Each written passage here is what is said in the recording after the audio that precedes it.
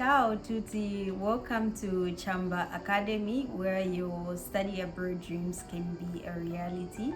Today I have been joined by my colleague, my classmates, Prudence. Please introduce yourself, where you are coming from, and what we'll be talking about today. Thank you so much, Mildred, for this opportunity. My name is Prudence Jepkogei. I'm from Kenya, and I study here at the University of Siena, Masters in Biology, and Mildred is my classmate.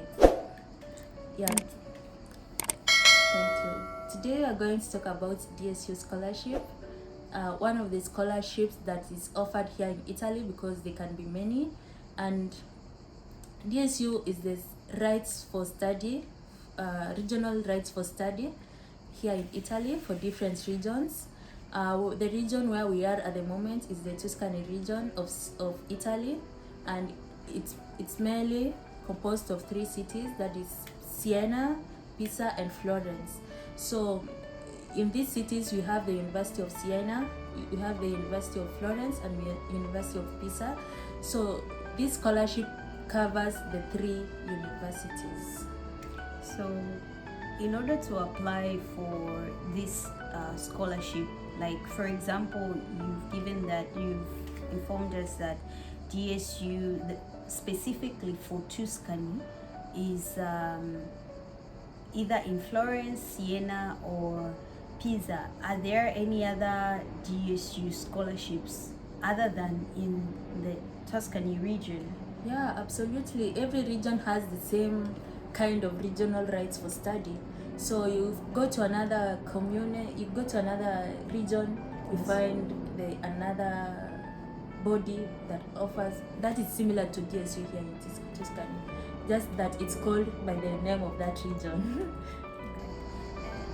So, like, what is the process in order to apply for this scholarship? Do you go to the embassy? Like, what do you do in order to apply for this scholarship? What are the requirements, the eligibility process? Like, what is it like? Okay, to apply for the scholarship, first there will be a call for the scholarship. They'll announce it from their website. They'll give a link. From the link, you'll have to create your portal. From the portal, you'll create using your codice fiscale, the fiscal code, because of course for those at home they don't have ISE. In any case, you can log in using ISE, but for them they do not have. So you use codice fiscale. You'll have it once you are doing pre-enrollment. They'll give you the codice fiscale, and you create your own password.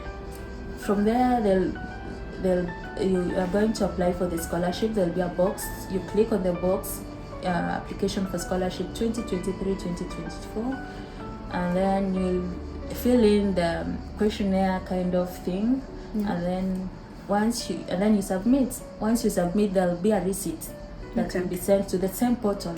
You download that receipt, and then you continue the process. There'll be requirements as well. Yeah. You'll need to have the admission letter to the university. There are some requirements that for them to rate how needy you are, they'll need some requirements. Number 1, they'll need a certification of your family status. State who your parents is, your mother, your father, your brothers and sisters, their income, how much do they earn per year. And then you need also you state their income. You need also to declare the buildings that your family owns, either you, your parents, your brother, your sister. You declare what they own, and then you also need to declare the financial assets like land. How much land do you have in your family? How much, all the assets that you own. If you have a car or something, you declare how many. If it's land, how many acres of land you own, so that it becomes easy for them to calculate how needy you are. Because the scholarship is based on how needy you are, how hungry are you for this scholarship? How hungry are you for this scholarship? Are you really needy or not? So so once you have all these certifications ready, you have them translated. well, to get the list of translators that you'll need, you email the embassy. They're always responsive. They'll send you a list of accredited translators. This embassy, is it the Italian embassy or your own embassy from your country? Like, which embassy are we contacting? It's the Italian embassy in your country. Okay. Yeah, the Italian embassy in your country. They'll give you the list of translators, and then you'll translate all those documents. If you have a sibling in school, maybe you'll need admission letter to that school, or just a letter from the principal saying this is a student in my school, and so on. You prove everything, all your siblings, all your parents, their assets, and so on. Their bank statements, they'll need the bank statements printed out, and yeah. So once you have all these documents translated, you take them to the embassy, the Italian embassy in your country. They'll legalize it. There's a stamp that they'll put, legalize, and then you take the legalized documents. You remember, number one, you translated them. Yes. And then you took to the embassy to be legalized. Yes. Now you send them to Siena. All those documents, all those certifications, you send them to Siena, together with your identity documents, either your ID or preferably a copy of your passport. And also they'll need your admission letter to the university. So we have the admission letter. That's one document which has also been translated. You have your ID. No, admission letter is always translated. It is already translated. Mine was in English. Okay. Or maybe I don't know. No, it's Italian and then English. And then English. Yeah. Okay, so you need your admission letter. You need your identity documents, preferably your passport. Yeah. Then you also need the print of your application on the portal. Oh yeah, sure. You'll need to print the receipts from the portal of your application, yeah. As well as the document stating your financial status, your family's financial status.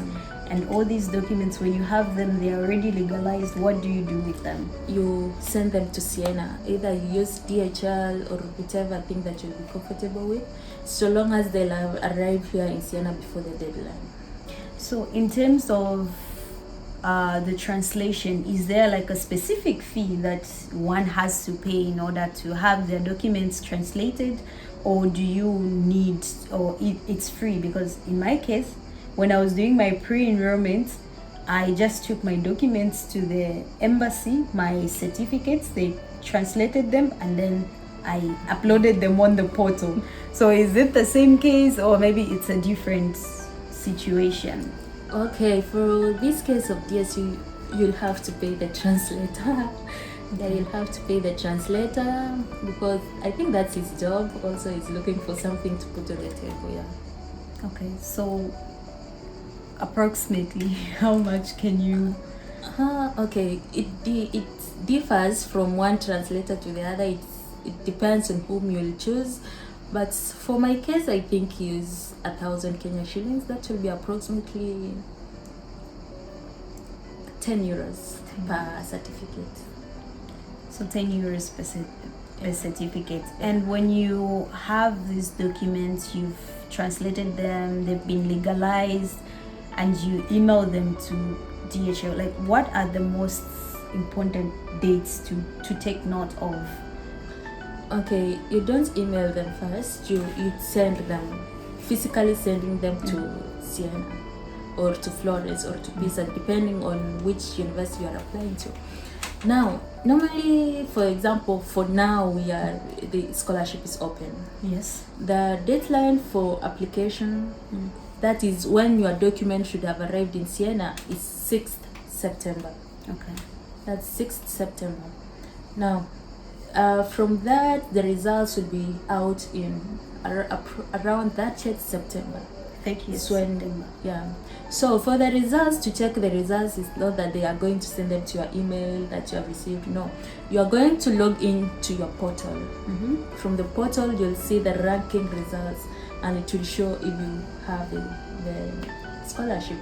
Now, this scholarship you're going to specify. You're applying for academics and also for accommodation, because it's not everyone who like to have accommodation. So when you're ticking the boxes, make sure you tick the accommodation box as well. So if you don't tick the accommodation box, does it mean that they'll like give you money to pay for your accommodation, or they exclude you completely? No, they assume you don't need the accommodation part. You just need the fee part.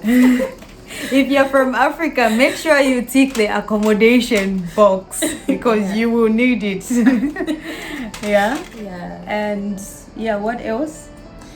So when you check the results, there'll be they'll tell you if you have gotten the scholarship both for academics and for accommodation as well. Now, once you have the scholarship, you're now free to apply for your visa. So, like, what are the specific benefits to this scholarship?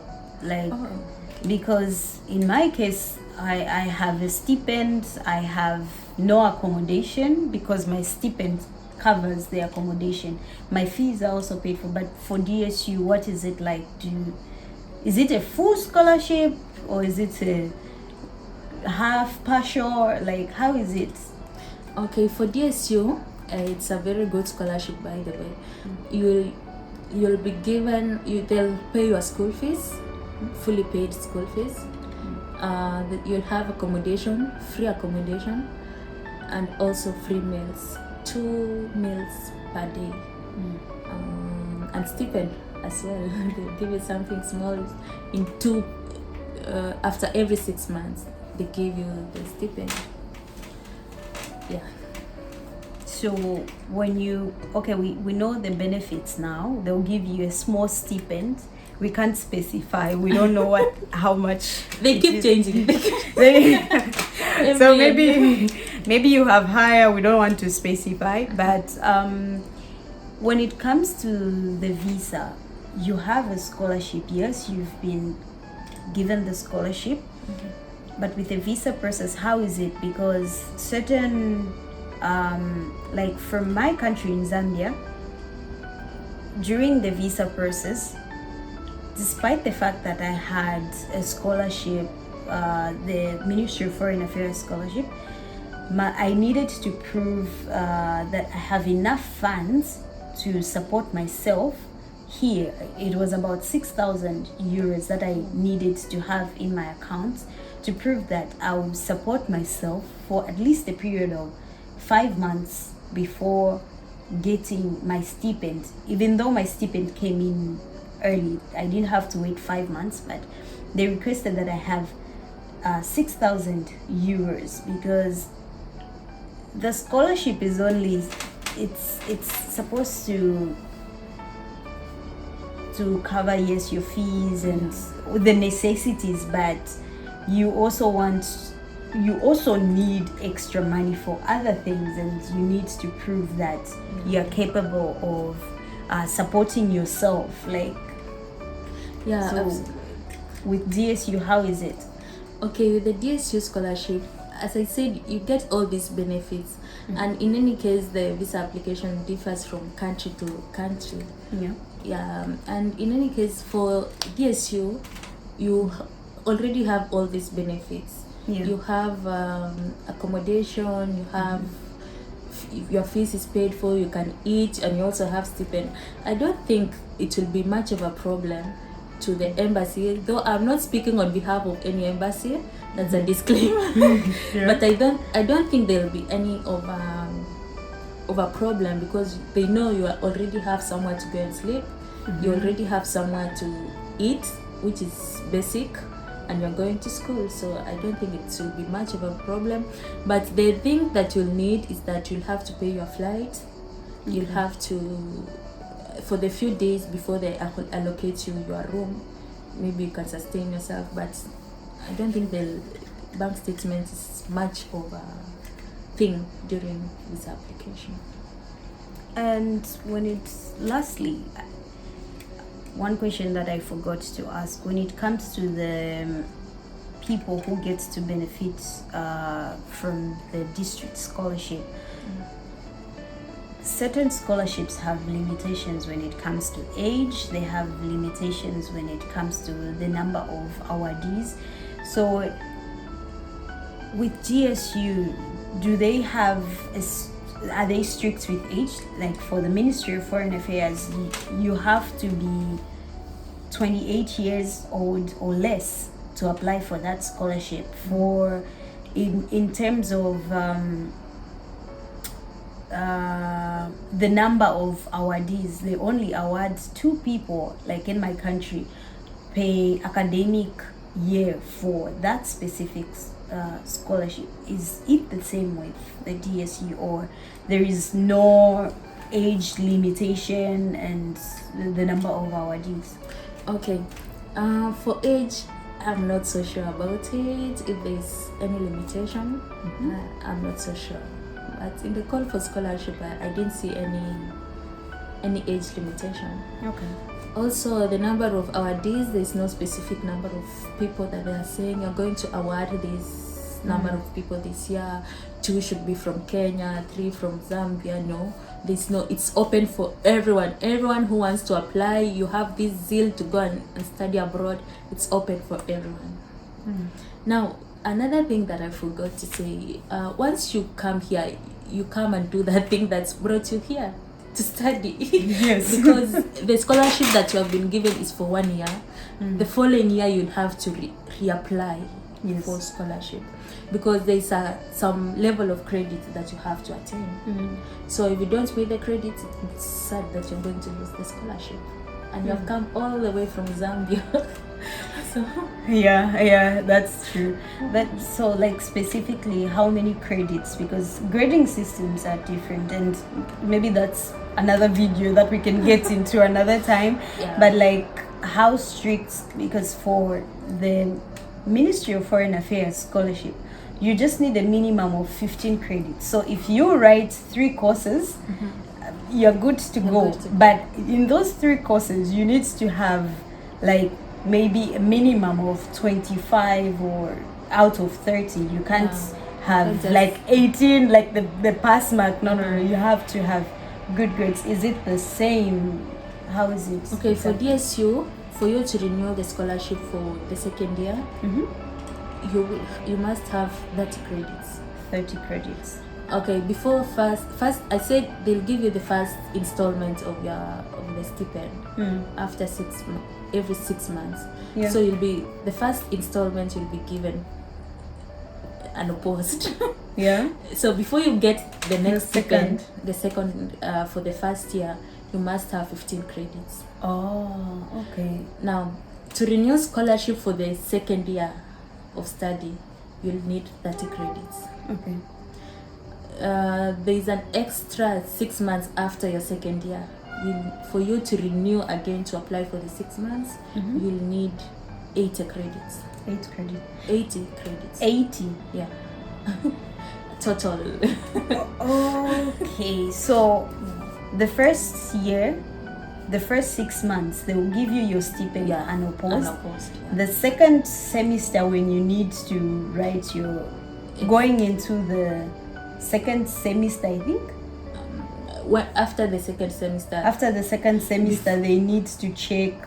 You must have 15 credits. 15 credits. For you to get money. If you don't have the 15 credits, what happens? They won't pay you? They won't pay you until you attain that 15 credits. Okay, and then to renew, you need to have 30. In any case, that's almost the time that you're doing exams, so... Yeah. And then, is there like specific grades that you need to have? Because like, even if it's a pass? Even if it's 18, a mark is a mark.